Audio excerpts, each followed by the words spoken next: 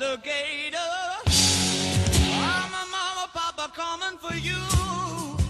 I'm a space invader.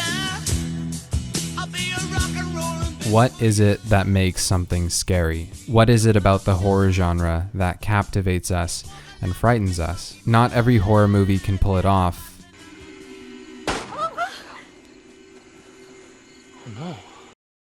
Oh no. But when it does, the results are genuinely scary. Maybe because while the movies themselves can scare us, the things they make us think about afterwards are scarier. It's interesting how the lingering feeling of horror these movies invoke can stay with us and get us to think about ourselves. And in my opinion, no subgenre does that better than psychological horror. Unlike a cheap jump scare, boo, or physical horror, which are horrors that draw mostly on external stimuli, psychological horror comes from a place within us. For example, let's say you're alone.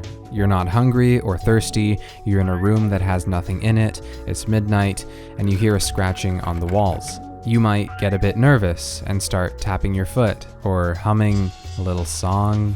I don't know, I think about something that makes you laugh. But what's objectively scary about that situation?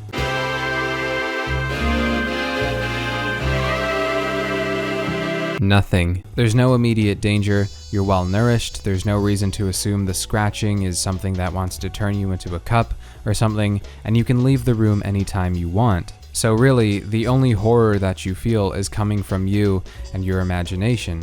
So what are you afraid of? The room or yourself? And this is something that It does a great job of representing, because It is the embodiment of true internal horror. I'm getting chills already. It is a horror movie that's coming out later this year, based on the book of the same name by Stephen King. One of the central premises of It is internal fears and trauma. In my opinion, It is supposed to reflect our deepest fears and our projection of those.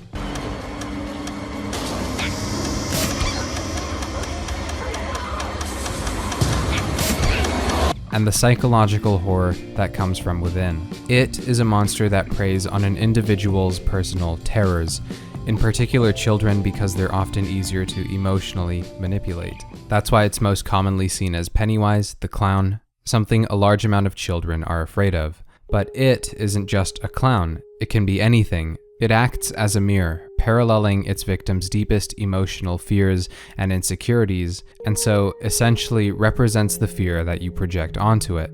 If you've read the book or are planning to watch the movie, you'll notice that the things It can take the shape of are actually quite familiar to us. For example, a clown, or a dog, or a shark, or an ice cube tray, or even its past victims. It reminds us that we can be afraid of anything. We can even be afraid of something we're completely familiar with, and It takes advantage of that.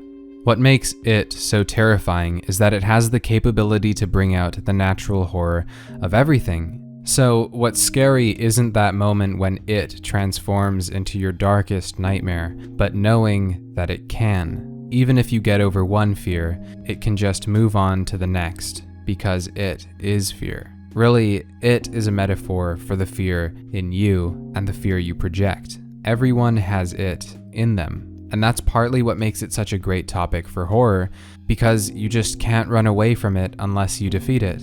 It serves as a reminder of how fragile we are as beings, and how anything can be a source of terror to us, given the right circumstances and our experiences. It makes psychological fear a deeply personal thing that only the individual understands, because only they've lived through what's led them to that point.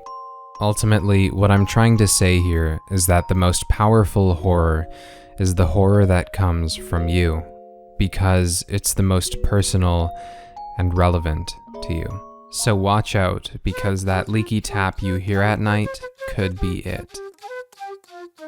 Or your glasses. If you have a fear of glasses.